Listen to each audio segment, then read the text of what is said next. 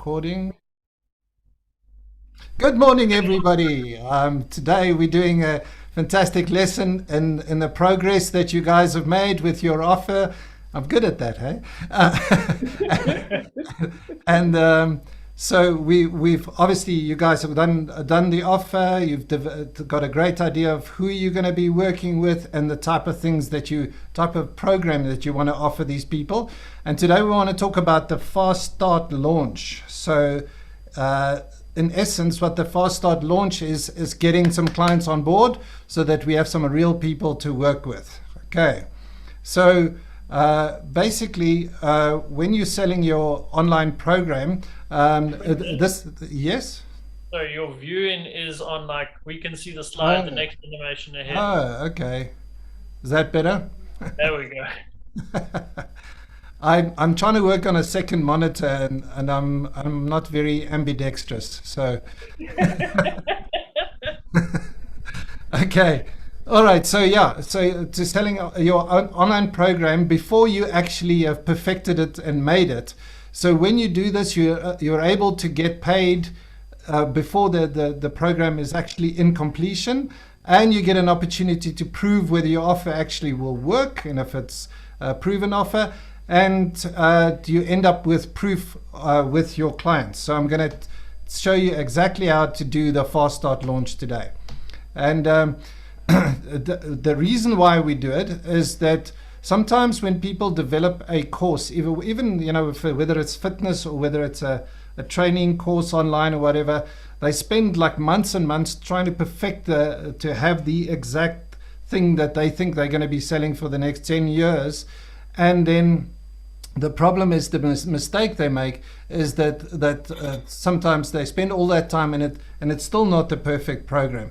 So what I want you guys to do is the other problem with that is that if you spend all that time and you don't get any feedback, it's very hard to perfect your program because you might think it's perfect, but your clients don't. And it prevents you from creating the product that your customers actually want. And it gives you the permission to do an imperfect launch as it will. Okay, so another thing is your perfect program that you have in your mind might be the wrong offer. As you guys actually saw when we started creating the offers, it's kind of takes a while for us to try and think what would our clients want, and we might even still get it wrong. And you might have a perfect program, but you don't actually have the right audience. You have got no audience, or create an audience where there's not an actual demand for it. An actual good example is if you look at how Apple works when they launch programs. We think we look at the iPhone now and we think it's the perfect product, but when they first launch the iPod and all of those sort of things, they always launched the first version of it, which doesn't have all the fancy apps and software in it. They just launched the best usable version, and then when it's in the customer's hands, they do their research and then they start perfecting their offers. So if Apple can do it, I think we're okay if we do it as well. The great thing about this is you actually could start learning while or earning while you're learning. You test whether your offer is a proven offer. And then what we're going to be talking about is practice clients. We're going to get some practice clients on board to refine and perfect your online program. And we'll call them PCs, practice clients. So PCs for PTs. Give your feedback on a weekly basis. And we're going to end up with proven case studies that we can use in our sales and marketing material as we go forward, or if we just want to tell people that we've had success. All right. So how the process is going to work, like we said, we worked with your offer. You'll have your program in place and you've got a hot audience. So at the moment, that hot audience might only be people that you've worked with in the past, or people that you know, people that are on your phone, people on your contacts. And as you work with your Facebook group and you get more prospects in, you will get more people in that hot audience. But for now, we're just talking about people immediately that you can get into your program. And they will come in over here as practice clients. And then we're going to work with them to get the results that they want, get the outcome they want. Remember, we kept talking about the outcome. And once we get that outcome from them, we'll have success stories to take forward in our marketing, and it gives us credibility. We'll share that success stories with the new prospects coming in through our lead pipeline, and that will then give us new clients. And if we continue with this process, we'll always have the opportunity to have leads and have hot prospects to bring in whenever we need new clients. All right, so I'm going to be showing you now like a real practical way that you can speak to these practice clients in order to get them on board, and I think that will give you a much better idea of the process and what we're talking about. Do you guys have any questions that so far, just in kind of the background of it? I think it's worth mentioning, Quinton, that so this first time that we do it, when we talk about hot audience, it's going to be different to the way that when you've warmed up an audience, say in a Facebook group, or you've built the credibility. For this first practice clients, we're looking for people that are very close to you. So your example was his brother.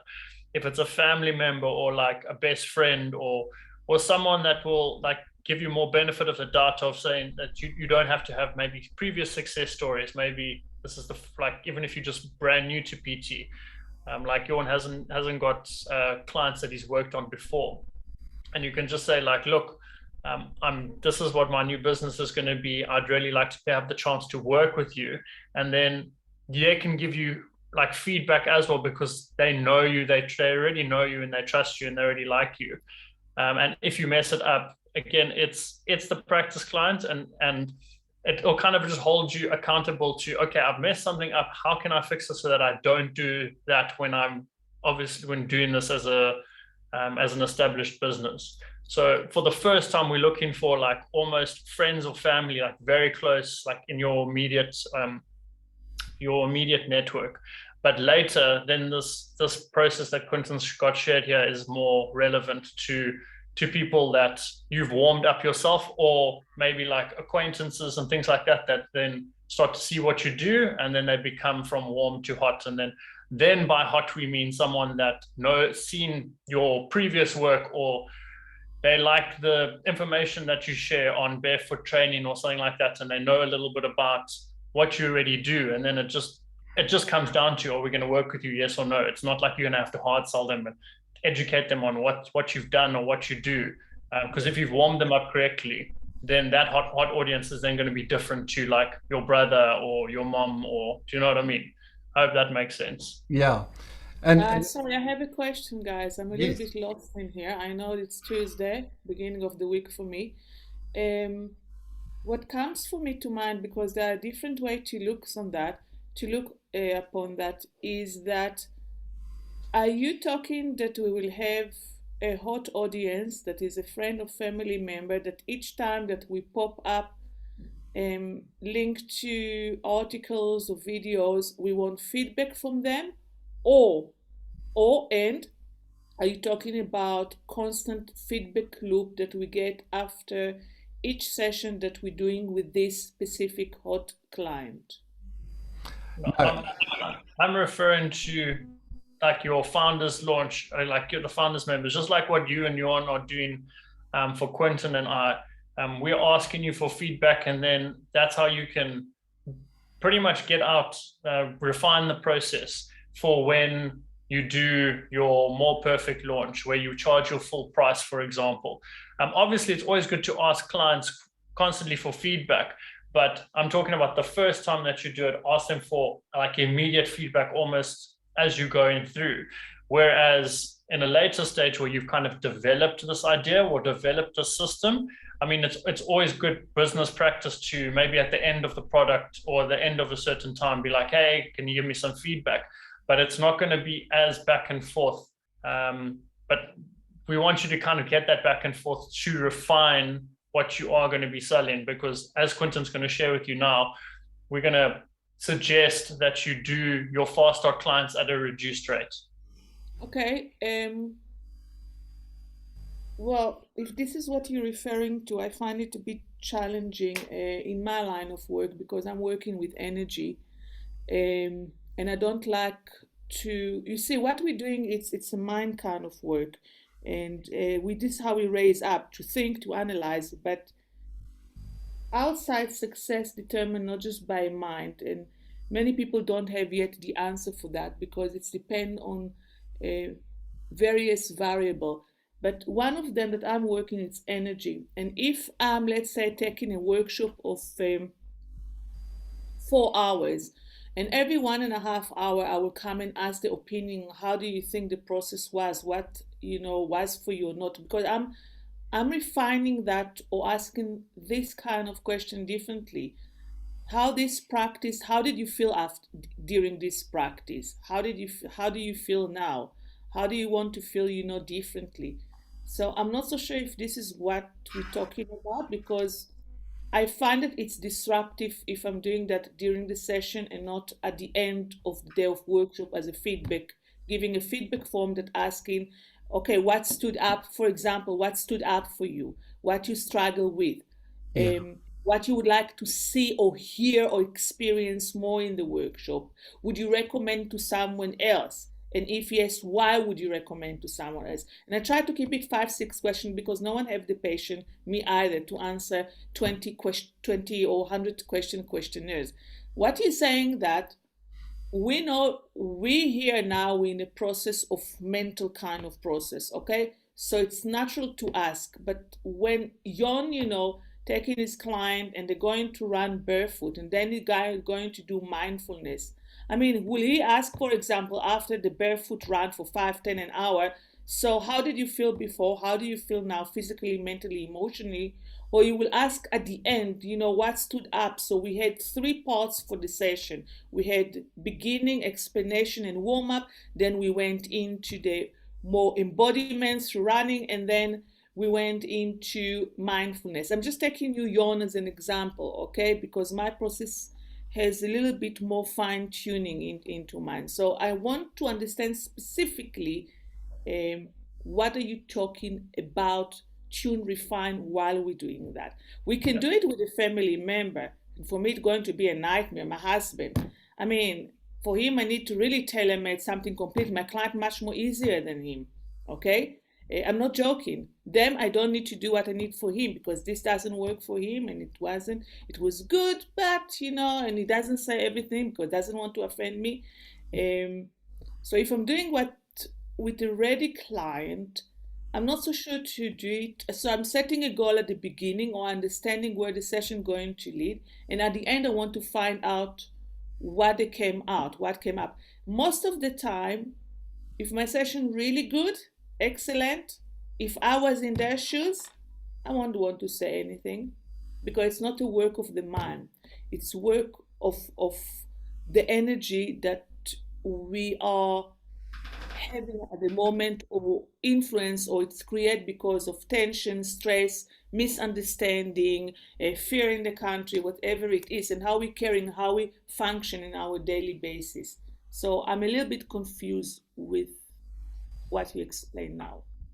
Okay, I can try just narrow it down as much as possible. So the feedback that we're asking for from these practice clients is to refine your offer, to know so for example, if you now incorporate in the app, is everyday practice too much? That's just it's not realistic. 3 times a week is probably a better way to do it.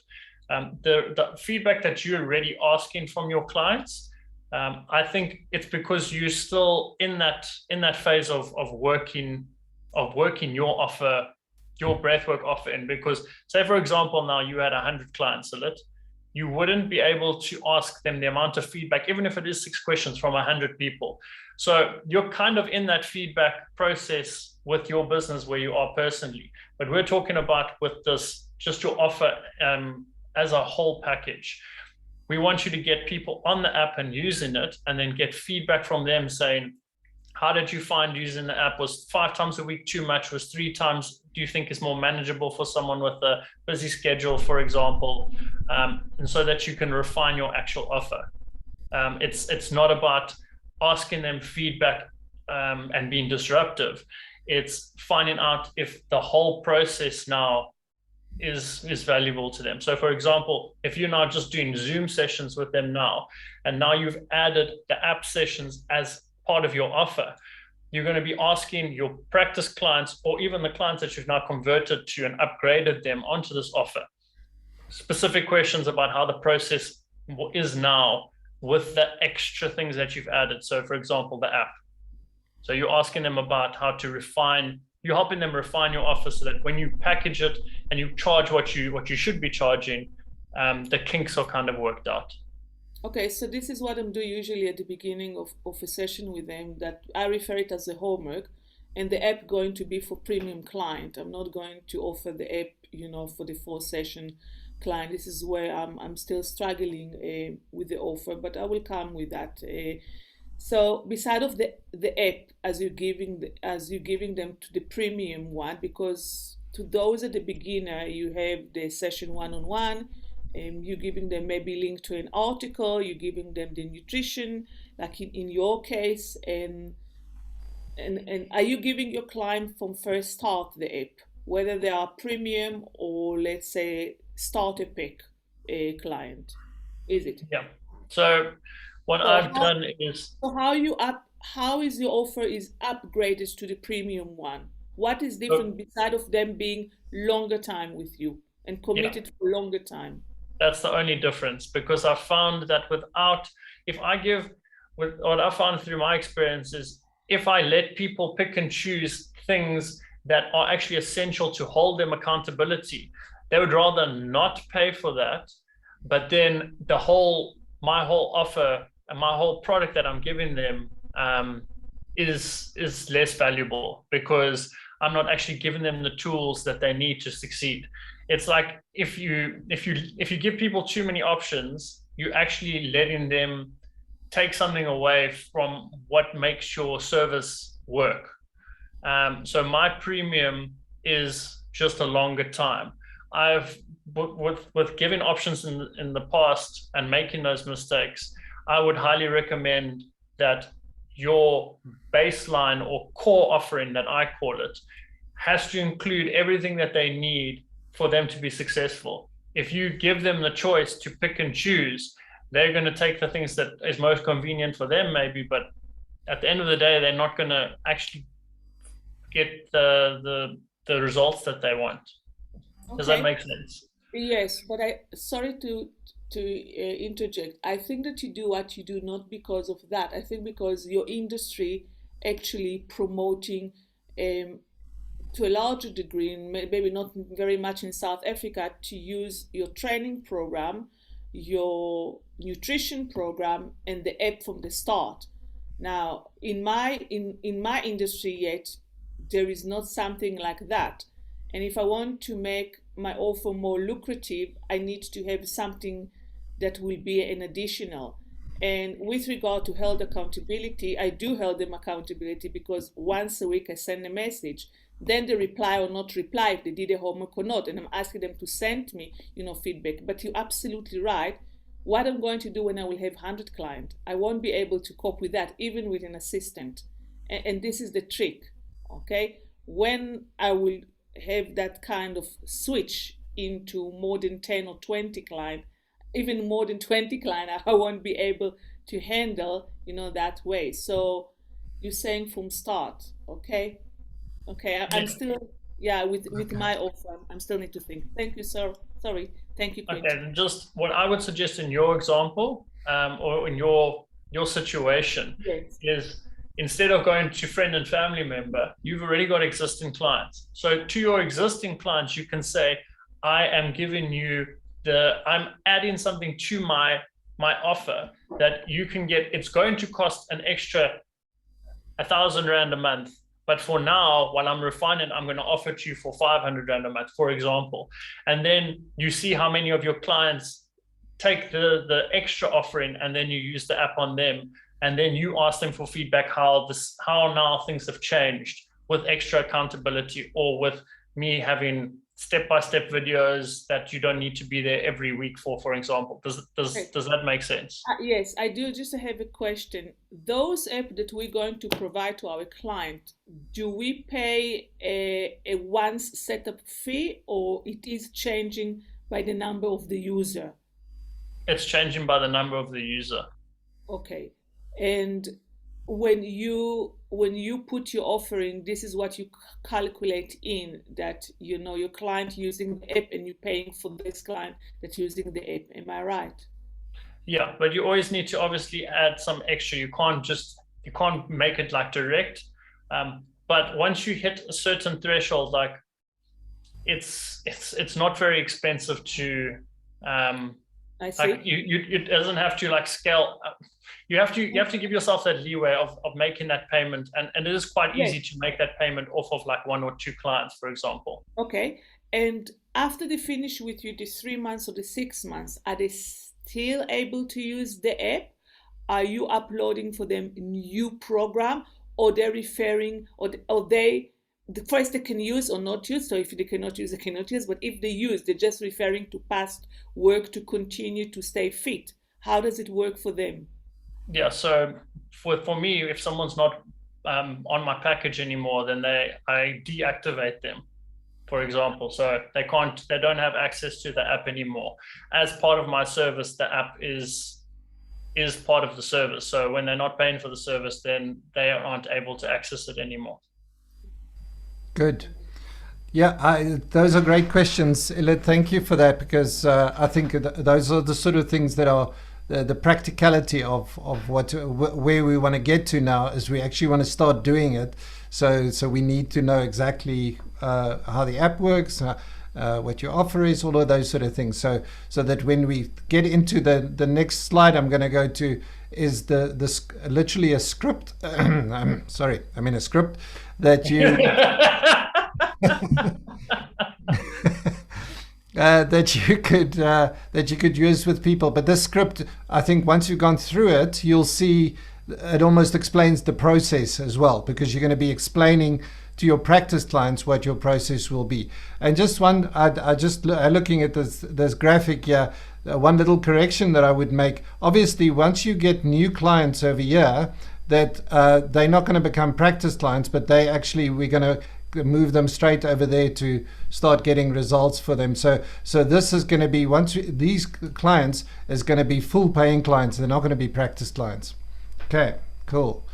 All right, so the script, the magic script. Okay, so this is the way we're going to speak to them, and you can customize a little bit to the way you talk and everything. All the yellow sections is going to be where you need to customize it for whether you do barefoot running or yoga or breath work or whatever, those sort of things, what your niche is, what your offer is. So you'll start off by saying, I've been a qualified yoga instructor, PT instructor for so many years, and I've helped many people achieve their goals. So this is kind of just telling them about yourself if they don't know you. You could, if you want to start off the sentence, as you know, or we've been friends for a long time, I've helped you with a lot of your goals, and my passion is to help transform people's lives through whatever it is that you guys do. Okay. And if you've never had clients, you can obviously say, I've done this on myself. I've got amazing success with barefoot running, for example. You need to have some sort of credibility. So, I mean, otherwise, if it's just a qualification, it's just that. But if you have tried stuff on yourself, then obviously use yourself as the example. Otherwise, if you helped other people, then perfect. But as the title says, yeah, this is sort of casting the vision. It's telling them what it is that you're planning to build here. So even if it, if you haven't had clients, you could say so I've done my certification, I've done all of these things, and this is what I ultimately want to do to help people transform their lives. Okay, then. So then it's sort of transitioning into the online piece. I've come to the realization that a lot of my clients want online PT training as an option because it makes life easier for them. It makes training a lot easier for them. And then I've got some sort of a whole list of things that you can choose from, just kind of saying maybe something like in-person training is no longer an option because of COVID or because of they can't travel or they don't want to or whatever. And they can get the same results working at home without the hassle of going to gym. They prefer the convenience and safety of their own homes. They can train on their own terms and their times and their own schedules. They have privacy. They don't have to dress up. It eliminates the fear of judgment that you get inside facilities. They still can get the same accountability, and they can get a personalized program working with me in person.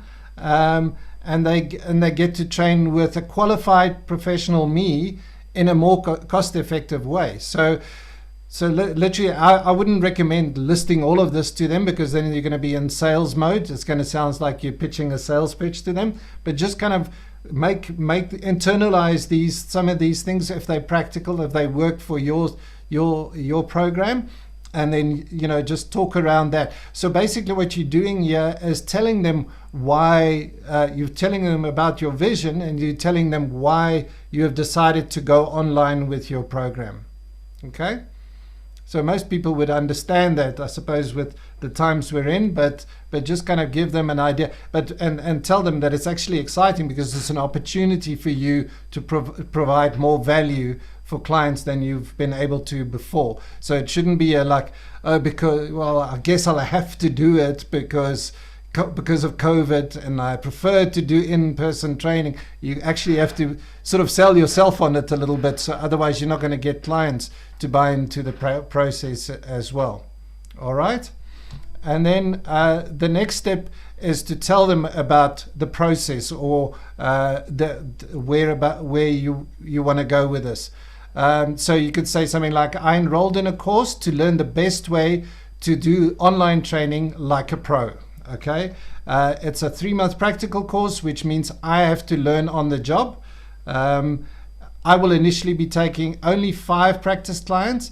I'm saying 5 practice clients. You could try to do 10, but I don't want it to drop below 3 because you want to work with enough people to get some feedback.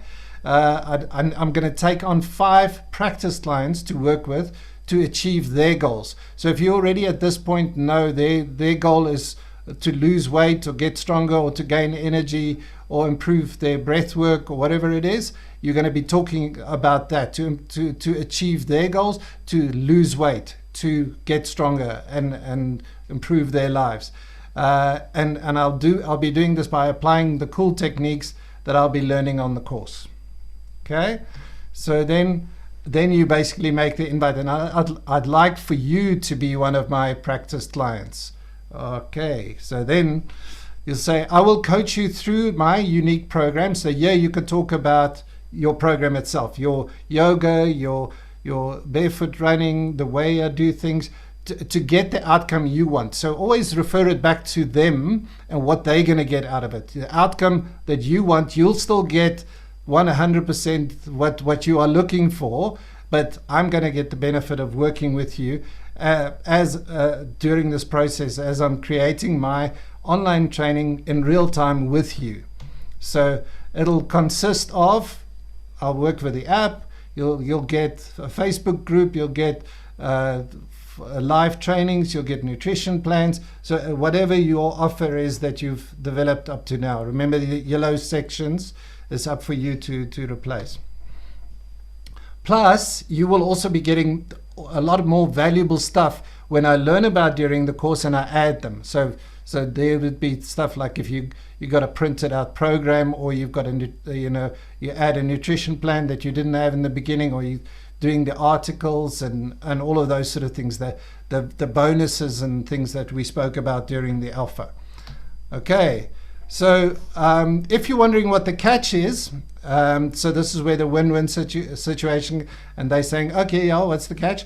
In return, I will need you to provide me with feedback as how I'm doing, what works for you and what doesn't, and this will help me to improve my course, my program, and everything like that. So that's what I want from you. And at the end, I will have your success story that I can share to get the program into the hands of more people. Okay, so everyone still on board there? Quinton, Yes. with regard, at the end, I will have your success story. What does it mean? We're mentioning name and written feedback, or because some people don't want to give any feedback or don't want to show on social media. What does it mean? I will have your success story so I can share.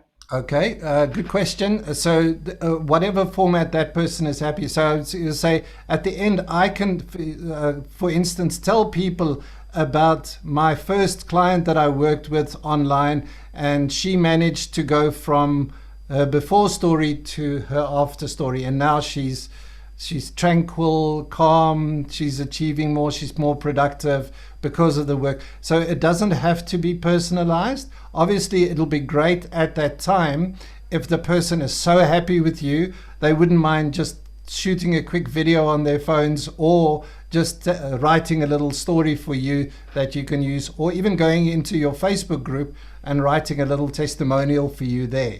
So that's what we're after. We want those people with real life case studies that worked with you, that's willing to say, it's amazing. Okay, so that's what you can explain to them. That's we're going to use your success story, and because I want your success story, it's going to be a win-win. So we're both going to be focused on your success. Okay, makes sense. And because you like being my founding member, I'll be investing as much time and support needed to make sure that this happens. So they feel a little bit special. They're going to get more than the average client would. Okay. When I officially, okay, so now you're getting to the price. When I officially launched this program, I plan to sell it for 2,000 Rand per month for 3 sessions, plus the rest of my offer, whatever it is that you've designed your offer to be. Okay. But this is the ultimate price that I'm going to be charging for this. However, as my practice clients, you'll be getting it for only 500 Rand a month. And actually, as after the course, you can stay on with me for that same price for a year. That's up to you whether you want to make them that offer and sweeten the deal for them and make sure that they stick with you. Because you want to give something, you want to make it an irresistible offer. Remember that. And this is the cheapest price that it'll ever be, because I'm just going to be putting the price up. Quinton. So the one that helped you after you decided for how long they will help you, a month or 2 months, then you said, should you want to continue with me with this, app or online, then instead of giving you the normal price because of your help, I'm going to give you per month that price. Am I right? Correct. Yeah. But it's also need to be defined for how long. Am I right? Or yes, I said for a year. I don't know if that would make sense for you to do it that way. But yeah, it's as long as it makes sense for you. Because remember, they're going to be maybe 5 or 3 of them people, and these are. So you'll be getting more other clients at the regular rate. These are just kind of people that's helping you to build the ultimate program. Okay. And then you could sort of say to them, there's a deadline. The course starts on the 1st of August. If you need to book a spot, because there's only 5 spots available, and I'm closing the booking on the 25th of July. So you set a deadline. After that, I won't be able to, because I need to start the course. I can't, start a course without whatever. So you guys are already in the course here. So this is a good example of using feedback or going through the process and learning what works better, Neil and I probably will do this part a couple of weeks earlier in the process when we rerun this particular course, because of what we're learning with you guys. Okay, Quentin. Yeah. I'm not for sure to which target group you and Neil targeting your current course, but from what I say, besides you that you in tech, and me, I'm the eldest one, and I don't see my client at the age of 40 plus to 60 really fascinated about online. So I need to rephrase it a little bit differently, that the support going to be, online. Yes. Because I had clients that just want to see me in person. I don't have many. Okay, they're saying it's different when you're doing the Zoom session comparing to one-on-one, and they're absolutely right. Okay. So, age group up to 40 maybe, they're really fascinating about online because they actually grew up with the cell phone, if I can say. Okay, so yeah, I will have to see how I need to tweak it to my my client base. Of course, if I have someone 30 28 to 35, that can work beautifully. But my age group don't want to have the session online. I mean, this is why I'm saying the homework will be online. Okay, and extra practice to support them will be online. But that can be a little bit misleading. So someone that grew with online, that's obvious. But someone that grew with a hybrid, they need to be a little bit more specific with them. Okay. Well, I think that Neil, carry on. My suggestion for the way you'd word it, I think you should talk about, first of all, tell them how important it is for them to do their sessions, and how doing it regularly is the most important to get the best results. And the thing that you add into your offer is a better way to hold them accountable, and a better way for them to hold accountable to themselves. And a better way of you giving them information. So say before, I used to send you a message, but obviously, like, if you don't know how to follow or what exactly to do, if it's not clear, it's a little bit hard. But now I've got a new system that it's much easier for me to hold you accountable, and it's better for me to portray the information that you need for those sessions when you aren't with me on Zoom.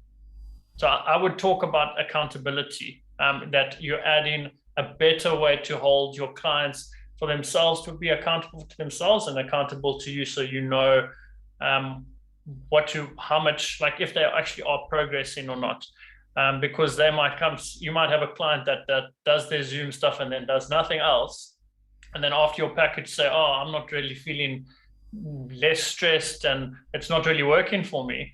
And then if you've got the system, then you can go look up and say, well, I mean, you've done our in-person, obviously when we're sitting together on Zoom, you're doing the stuff, but you actually haven't done your homework for the last 3 weeks. So unless you want to get that result, you're going to have to commit to doing those things. So this is also actually a way of being able to say, well, you did or you didn't do your homework.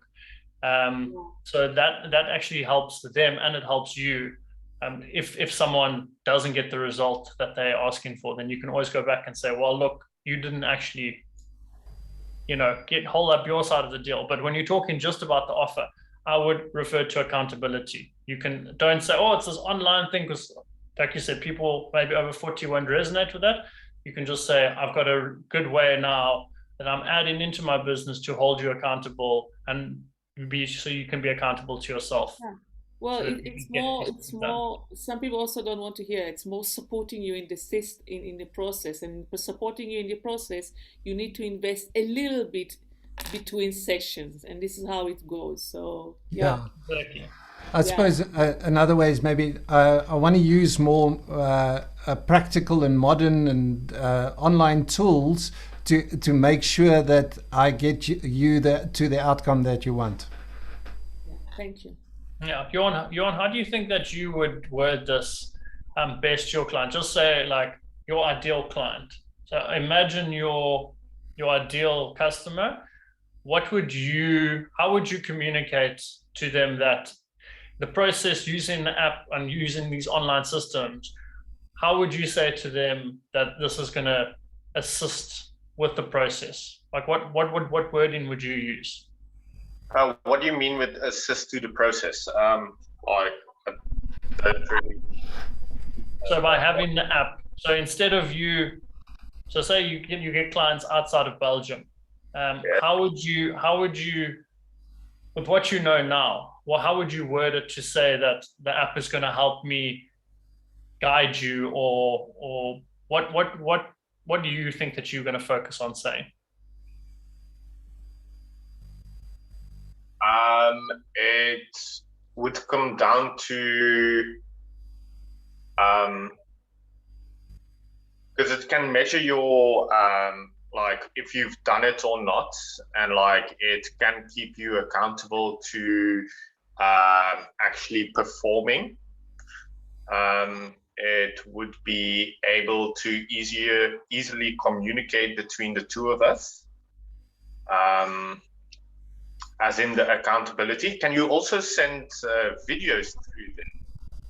Yeah, so the app is videos. It's all video based. Yes, so you can add in videos if you want. No. What I mean is, can they send videos to me, or would that be through WhatsApp also? Yeah, I would just go offline, or not offline, but off the app. So they can send you videos on WhatsApp or something like that. But you can add in like a message to send on a weekly basis, for example, to say, oh, please send me your video of whatever you need. What I do is I ask clients in like a weekly email, but I've got kind of templates for it, to ask them for the eating photos of their food for the eating plan, for example. But if you need a video of them, you can either build it into your program, or you can just request it on WhatsApp maybe. Yeah, just a video to check form and like if they're actually performing it or not.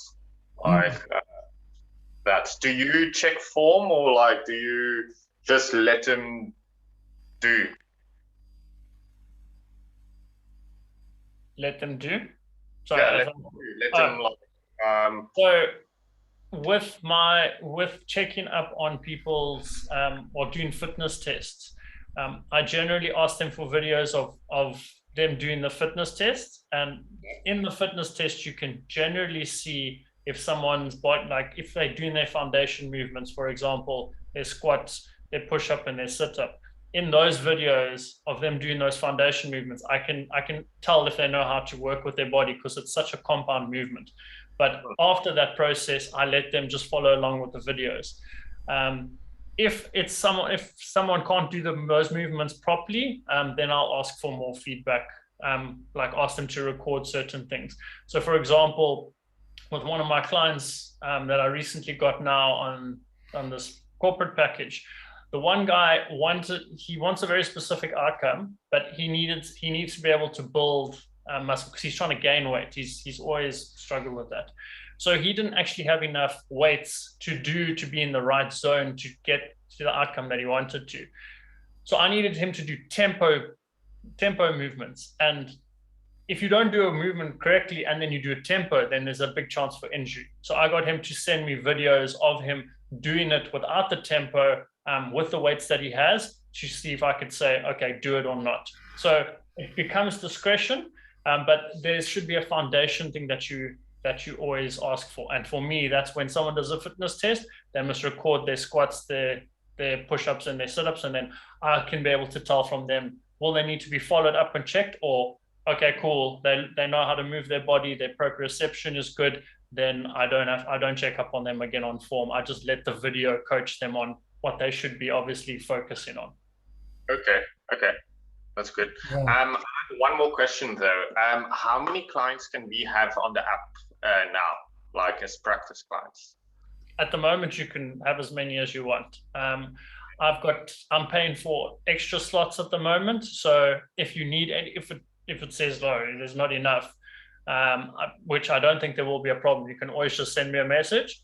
But at the moment, if you guys get 5 clients each, for example, that's totally fine. Like there's space for it at the moment. Okay, perfect.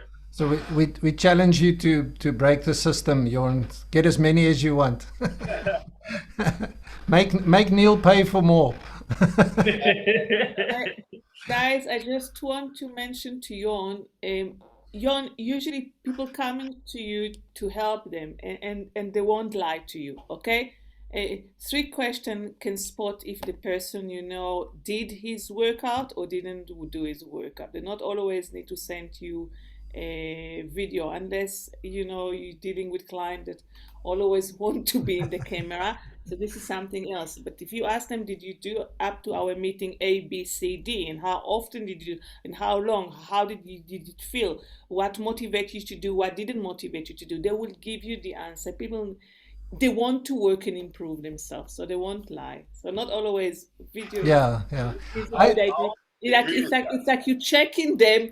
You know, are you really honest with me or not? A little bit faith can take you a long way, but they won't. For me, they don't. They will say, "Oh, I had such a horrible week," and I say, "Okay, good, but this is how going to be life. There will be many weeks. Will be how we're going to stick. How can I help you to stick into some regular practice, even if it's not done the way that we expect it? So to some accountability when even they don't have the time or they had a terrible time, things like that.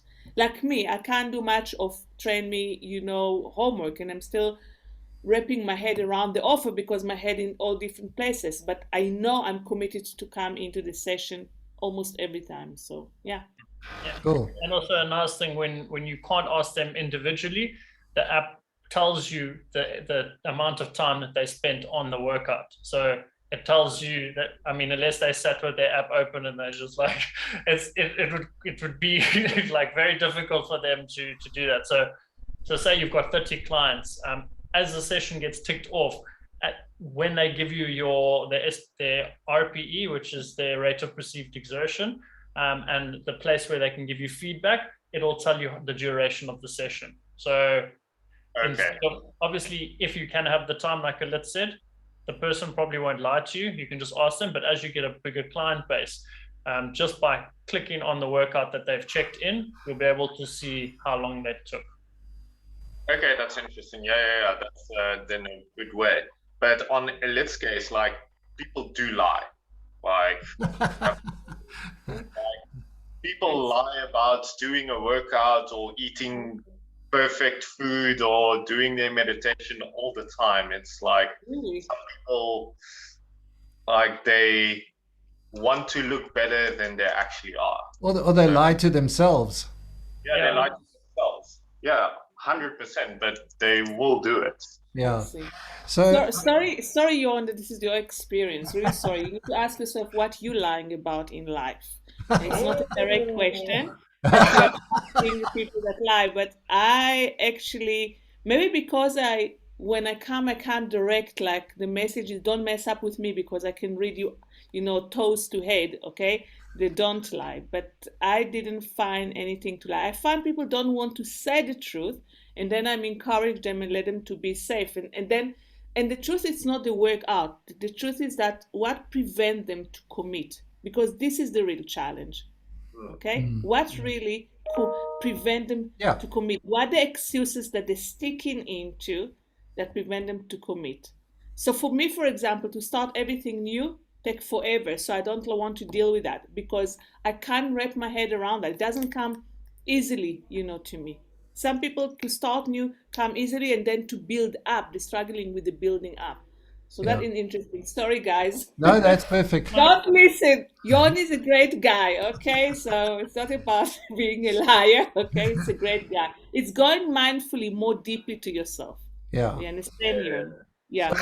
So I've also seen that some of the fitness tracker like Fitbit, you can do a screenshot of your workout, that shows the minutes you've done, the heartbeat, all of that sort of stuff. So I don't know, maybe if you want to incorporate that and ask them to send you a screenshot of their Fitbit. You also don't need to. The app can connect to Apple Watch, and it also connects to Fitbit. There you go. So if they do a cardio session, as they sync their watch with their phone, it should upload to the app as well. Oh, perfect. It won't give you the same Fitbit loadout, but it gives you diagnostics of how long they were moving for, what their pace was, what their heart rate was. Oh, perfect. That's awesome. Yeah. Yeah, Very good. therefore, they need to actually have a fitness watch, right?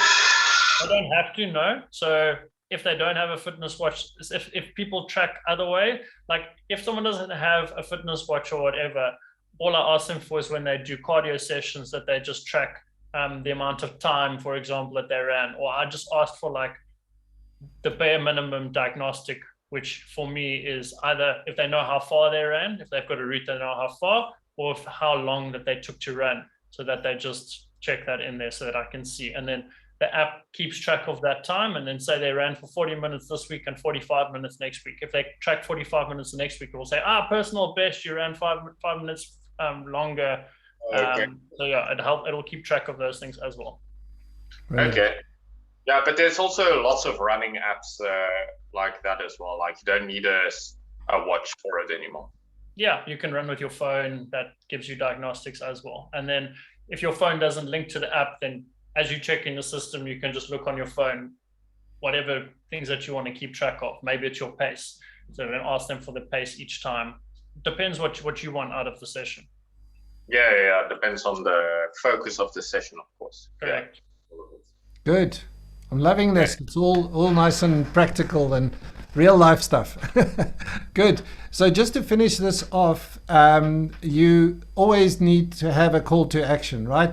Never just tell a story without telling people what to do. You'd think that at this point people know what to do, right? They don't. So you got to tell them, okay, if that's what you want to do to secure your spot, just make your payment, whatever your payments are, on PayPal, do a transfer, or do the a credit card on my website or whatever it is. So that's sort of just to kind of tell them that actually that's the best way to do it. Okay, to get their commitment.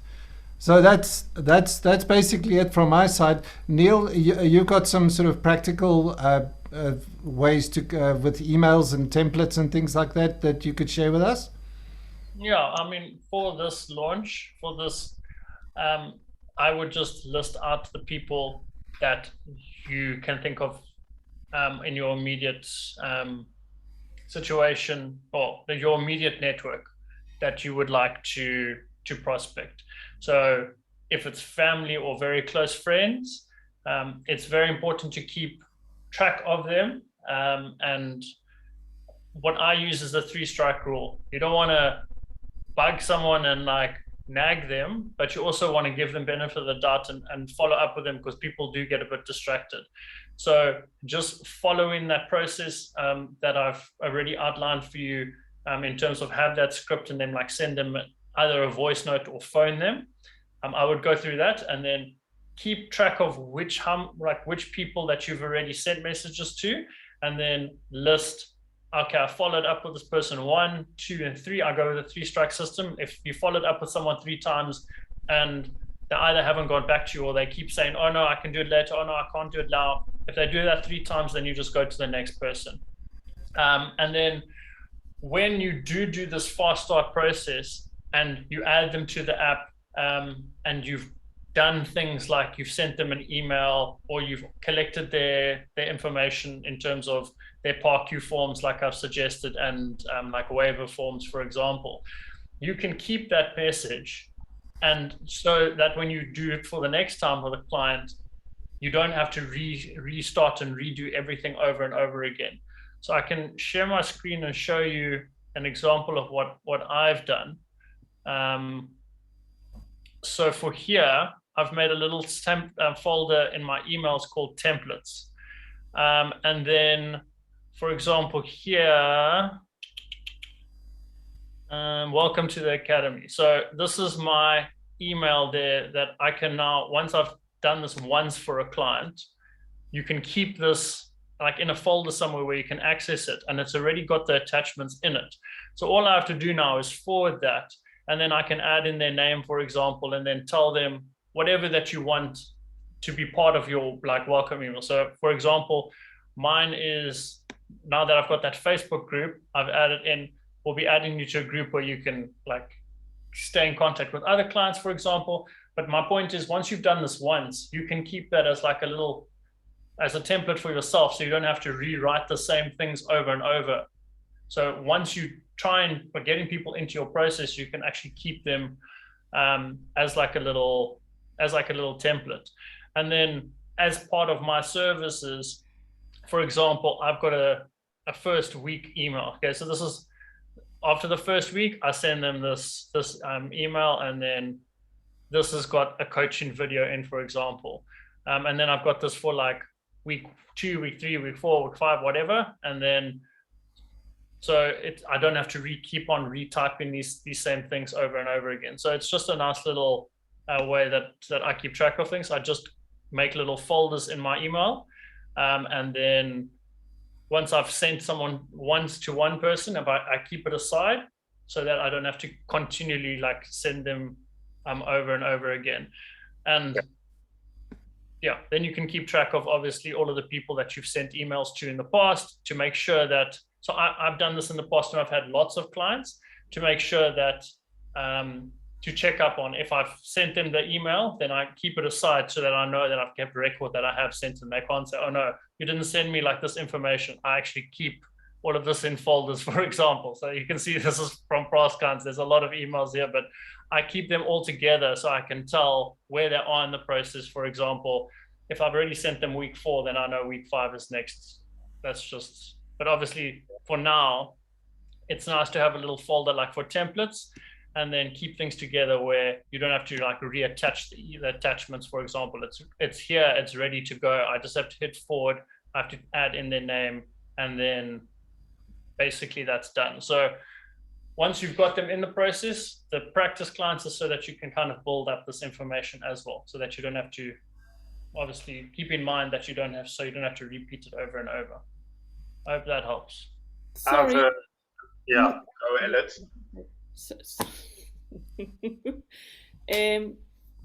Well, I'm thinking about myself. If I want to invite someone to try this, my client to invite the app kind of option, and I want to give them like free of charge uses, okay, like a taste.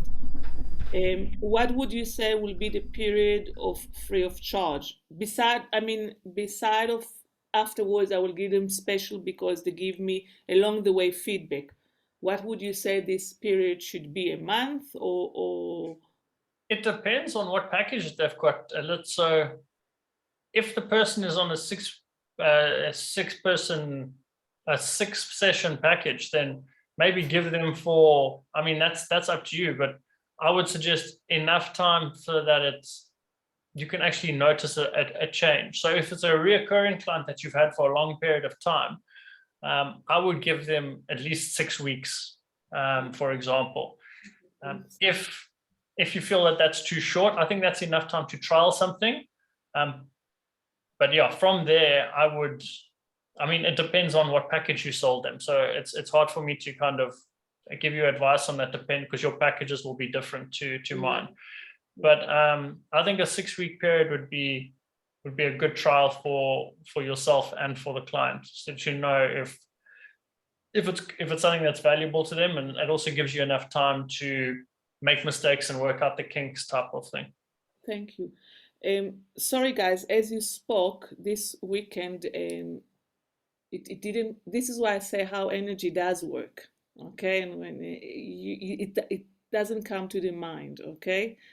Doesn't relate to the mind. So when you spoke, I thought about I might have, I don't know, I would say I need to design a business card, but I met with a divorcee lady, not because, maybe I will get divorced. Actually, me and my husband, we were a very weird couple.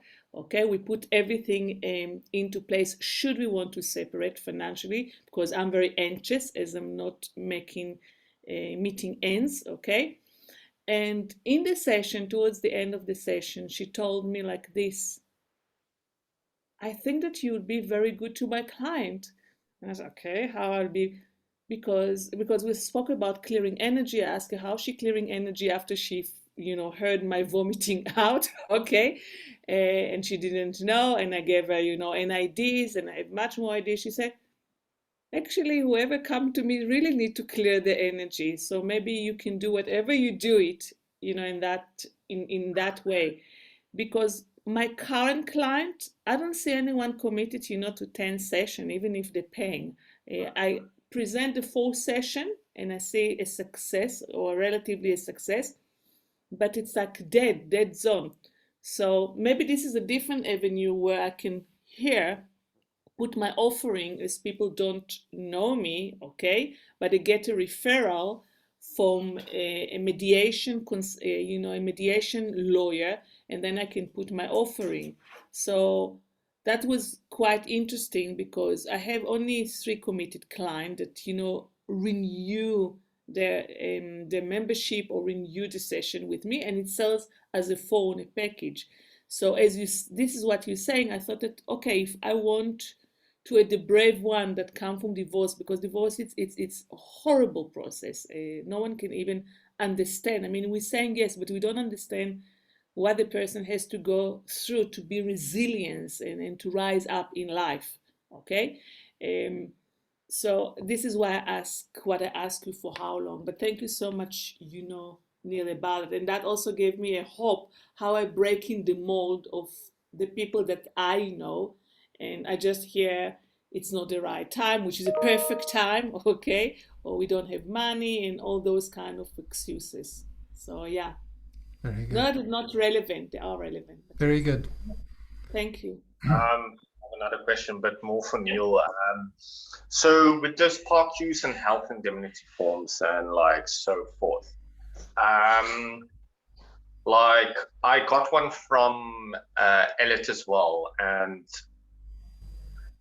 it's a PDF file that one needs to print and then fill in. But wouldn't there be a more effective way where you send it to someone and they can fill it out online, almost like a Google form, where you then fill it out online and it gets sent to you directly? Instead of having to print it off, then you need to fill it out, and then you need to scan it in so that the person has it actually. Do you have an option, or do people just fill it out on Google? Yeah, this is a barrier for me at the moment as well. So tech savvy people, you can edit the PDF and you can just put little X's and you can put your digital signature. But a lot of people don't know how to do that. So if there was a simpler way, maybe I can ask Quentin to do his tech research, because at the moment, I can show you that I literally have to ask each people individually. Where have I put it onto?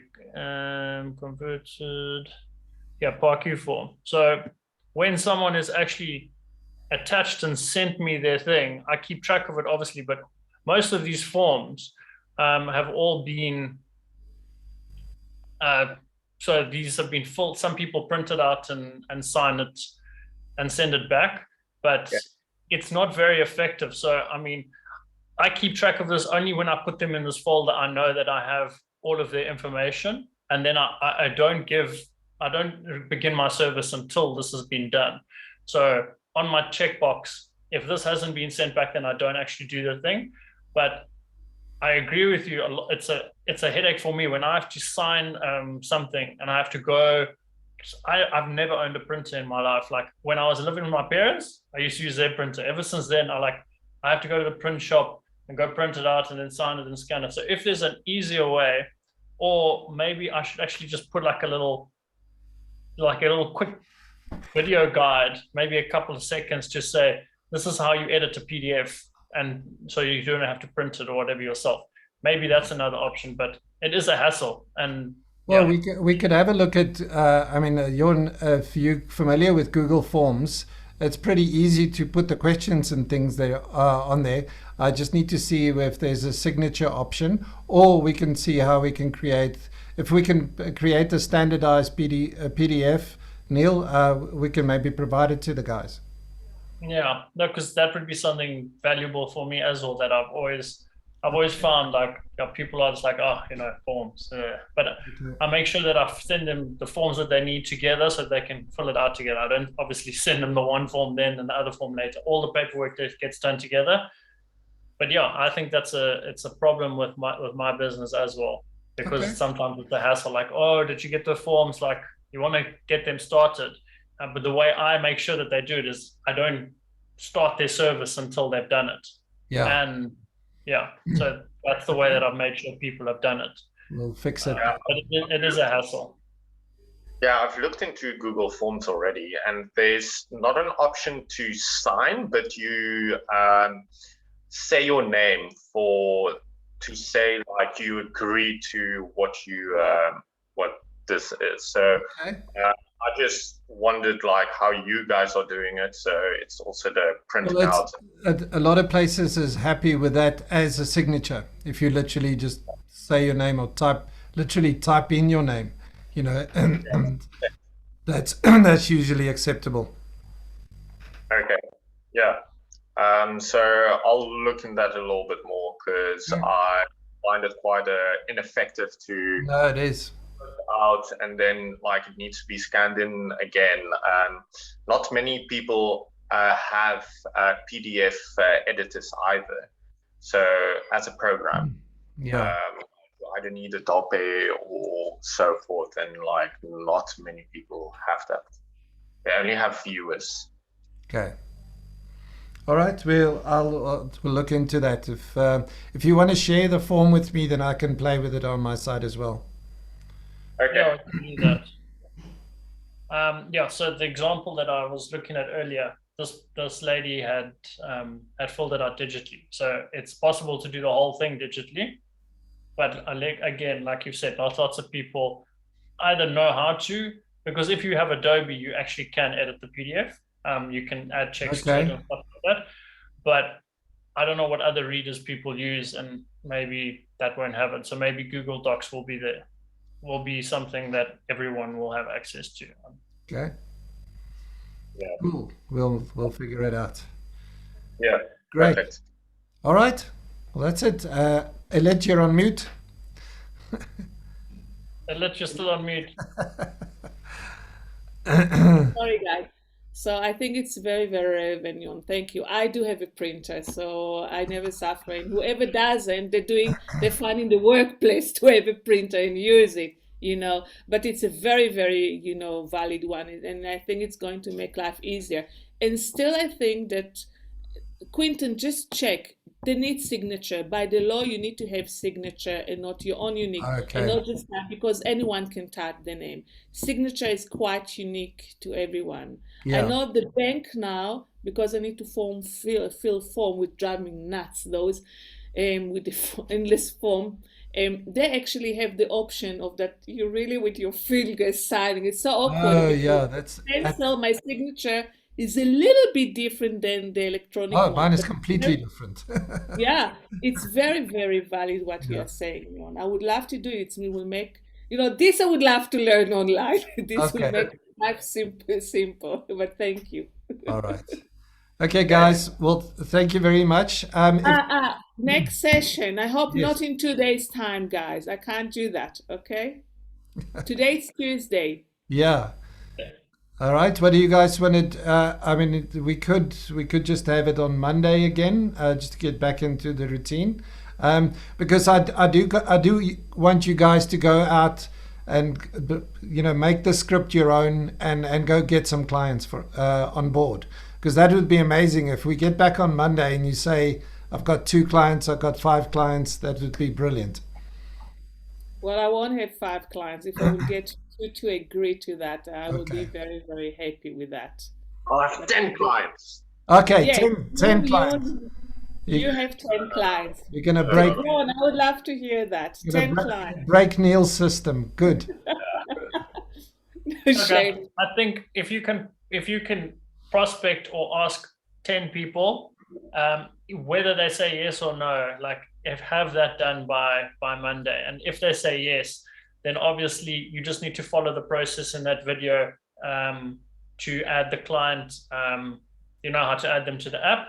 And what Quinton and I can do is while you guys are prospecting those 10 people, we can maybe cut the pieces of the video out so that it's just a nice quick video of this is what you need to do to add the client, and this is how you get to the exercise plan, for example. So that also for our next intake, we have that nice and easy and packaged together, so you don't have to skip through the video or something like that. So for you guys, if you can prospect 10 using the system that we've taught you, make a list, send them a voice note or phone them, like do that to 10 people by Monday. I think that'll be great. Okay. Neil, I won't be able to do it by Monday. I have hectic week. Okay, I'm coming Monday exhausted. I have a weekend full, and I have workshop after workshop to attend to. So to be honest, I won't be able. I need 2 weeks. Okay, I need to watch this video again. I need to make my offer, and I need really to think in my group who would like to get it, because I'm not keen to work for free, even when I'm learning. I can't explain that. I'm a bit tired, but as you say, I will have 2 clients that paying client. The rest, it will be free of charge, and I'm not keen on freebie. Okay, well, I think go with the example that we've given you. Charge them for it, but don't charge them what you would be charging in the future. That's the problem. Not interested. Okay, that's my problem. Okay, so this is why I need to think how I'm going before we offer, how I'm approaching. Someone asked me to help with something. I need to think how I'm approaching them, and that takes time. Okay, this is why. So honestly, next Monday it won't happen. I want to give it at least 2 weeks. Sorry, but Jon should teach us. Shoot forward. Yeah. Okay, so then what can I get your commitment for Monday? That you've thought about the list and you have the list together at least. Okay, yeah, I can think about the list. Okay, fair enough. No, not think about the list and write the list down. No, I'm writing. No, I'm not thinking. Thinking I will forget. I'm writing. Exactly. Okay, cool. Making a list. If you can prospect 10 people by my Monday, and then obviously if they say yes and you panic, don't panic. When someone says yes, just send us a message to the group, and if we need to jump on a call and help you, or if we need to just direct you to the videos of how the process, what the next step is, don't worry, Quinton and I are here to help. So prospect, add, pretend that you've got everything all together, and if you can't, if you struggle, Quinton and I are here. Okay, perfect. Yeah.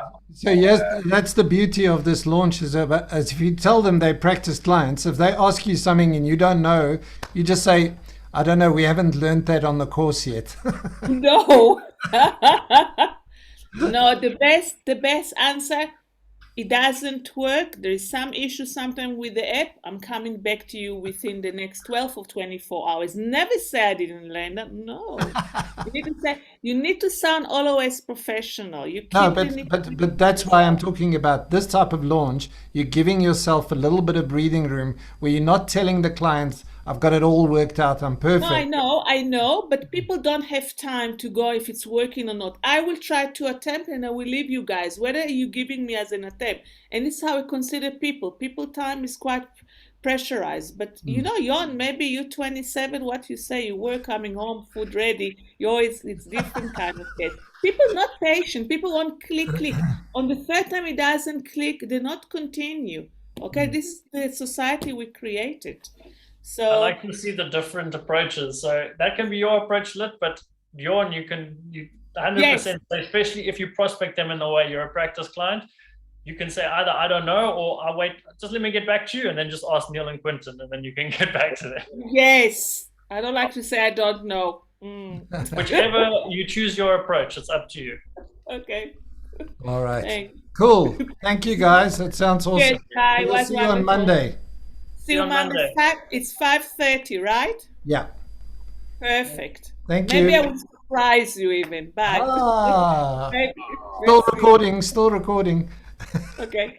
Thanks. Okay. Bye. Thanks. Bye, guys. Thank you. Bye.